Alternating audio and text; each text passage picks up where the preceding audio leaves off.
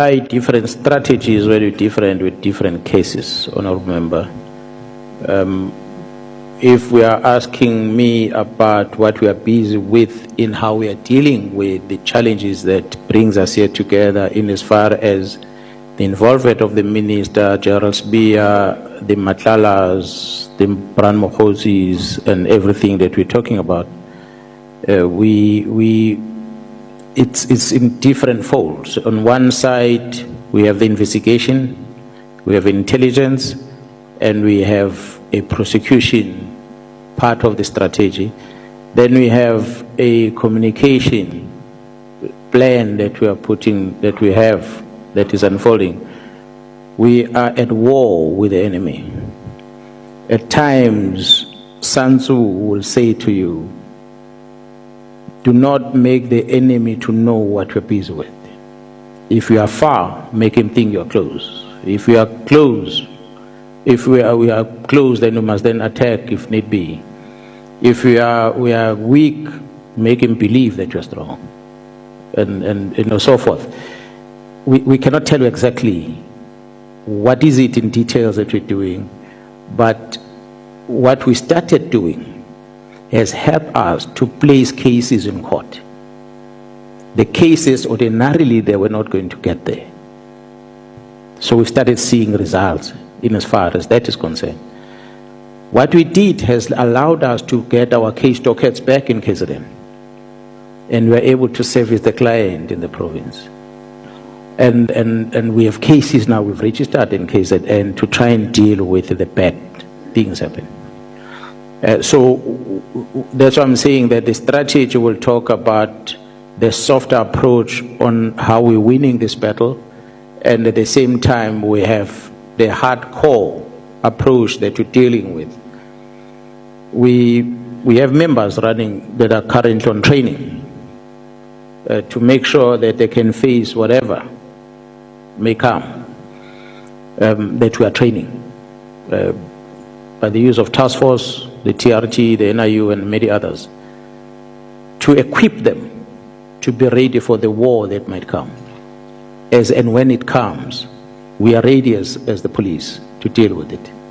We have employed a different strategy to make sure that investigations are not disturbed by mixing the team that is investigating with highly trained members. Honorable members, for instance, the special task force in the police, the special forces in the military were never part of our operations, but they are part of this one.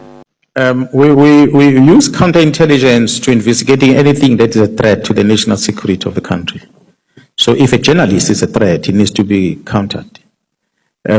I said in correcting myself that it is not the media house, but it is individuals that are employed within that media house that have been handled by the rogue elements. So therefore you cannot ignore that and say we're not going to launch all our full force investigation towards journalist that is involved in the wrong, simply because he's wearing a badge of a media house. We'll investigate. General, can I just clarify? So is the problem the story that is written, what is reported, or is it the source of the information? Where exactly is the problem? I'm raising this because, I mean, obviously there are a lot of things that the media writes that many of us don't like. So we don't have counterintelligence, but is it the report itself, or is it the information, the source where they get it from? When the information, let me talk a typical example of what has happened recently. When we are told about the report that comes from, that's supposed to be produced by the Inspector General of Intelligence, it's supposed to be in a position of the Minister of that department that is registering a complaint. It's supposed to be with the Inspector General of Intelligence. It's supposed to be with Parliament, Joint Standing Committee of Intelligence. But when you find that report being presented by a journalist in an article, it means someone has done something wrong. So then the investigation must be launched. It is not the investigation against a journalist per se, but it's an investigation against the leakages of that. Journalist is a recipient, meaning is part of people that participated in the criminality of distributing that sensitive information out there. And he must be held accountable, together with the people that pass that information to him or her. That's the type of investigations I'm talking about. That will make even the journalists to be responsible with information. When you get something, start reading about whether this is classified or not. Speak to your editors and say, what risk this is going to bring to the institution if we go out public with it. Shouldn't we take this and present it to the right authority ourselves? It came to attention, let's take it to that authority and say, do something about this, we are keeping a check on you, we want a report of what you're doing about it. A couple of months later, they demand the report and say, we presented this thing to you, tell us what you've done, and then they can write a story. But if they themselves are not doing that, become responsible citizens and helping us to stop those internal, because they're saying they're protecting sources. I read the WhatsApp of a Deputy National Commission. If a Deputy National Commissioner says, I've got a source at Crime Intelligence, and yet he's a boss of Crime Intelligence, but he says, I've got a source at Crime Intelligence. He takes that information, sensitive as easy, give it to a deputy minister. A deputy minister will say, well, there's nothing wrong with it. And he keeps quiet with it. He has an obligation to discipline this general and discipline anyone else. Then on the other side, it is an investigation of the complaint. But there must be consequences of those that are bringing the complaint in that fashion, because then they are bypassing the process. But to sit here... Point of order, Chair. Procedural. Try me. I don't think you want to sleep. Try me. Can we take the point of, but before we take the point of order, Honorable Malema, when you say try me? No, I'm on the floor. You didn't say I must stop. So I'm making my points. Try me, boys. That's what I'm saying. I'm not talking about any other thing. I'm just saying. Chair, it still remains a procedural issue. Yeah. No. I'm speaking until you tell me to stop. When a point of order is called, only you can tell me to stop. Yeah, no, I'm taking the point of order. Okay, thank you. I'll pause. But I want that try me. Yeah, Chair, recusal is not a personal matter. It is a matter of a substantial conflict. And so we must just clear that up. It's not personal. It's procedural to say that we must be clear. It's a substantial conflict. Thank you. But Honorable Souls, you are debating the matter now. I thought you were raising a point of order, but if you debate the matter... I'm raising a point of order. It's misleading to say that we are trying to do something that's a personal matter and we're trying to enforce something that's not procedural. We are raising a point that there's a substantial conflict and procedure holds. You must recuse yourself. I don't think there is disagreement on the matter of recusal. You are arguing for recusal, and he is explaining how recusal should happen. May you proceed, Honorable. Thank you, Chair.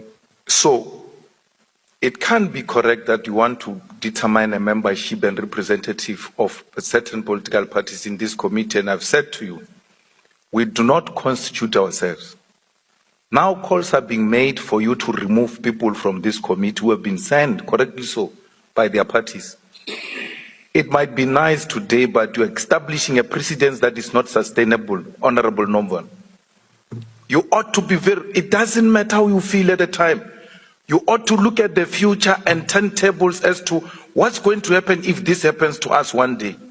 I know how these chaps operate. Extremely unprincipled. Today they want to appear like they've got principle on recusal and all manner of things. Again, to say what General has presented here must be accepted as a gospel truth because it was said by a police officer under oath, then we must take what he says about Honorable Mkhwanazi because it's been said under oath. And why should we proceed about any other thing? Because everything General said here, a police officer under oath is the honest truth, nothing else but the truth, and no one can question it. It's unprincipled. General has presented what he presented. We are going to question him tomorrow. We're still going to put whatever he put before us to test. the freedom that are enjoyed by presiding officers to decide on whether to keep a person in custody or not can, to some degree, contribute to more crime that you're experiencing in the country.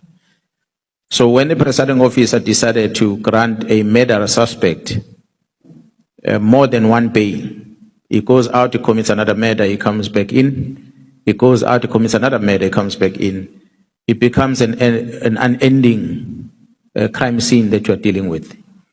Honorable Chair members, there are many examples. Police officers can give you a list of them. We had one in KZN where a person was found guilty for 12 years, but wholly suspended. He walked out of the prison doors and he called his friend to have a celebration. When they arrive at home to organize celebration, the victims of that crime visited them while they were having the celebration. They killed 8 people. And the South Africans made noise that so many people killed in KZN, but forgetting that this is the community that decided to take the law into their own hands because the system failed them.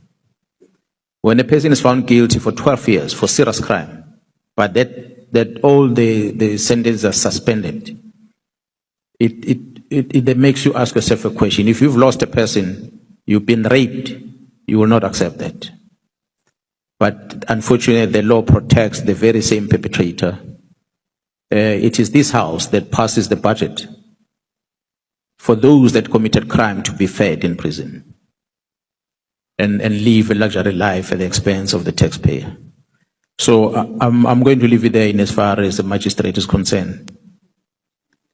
They're safe to challenge the legislature to look at the powers given to the magistrates to decide on punishments.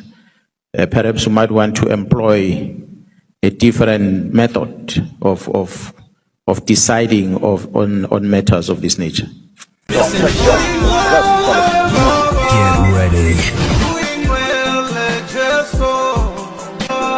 Dr. Joe, welcome to Dr. Joe.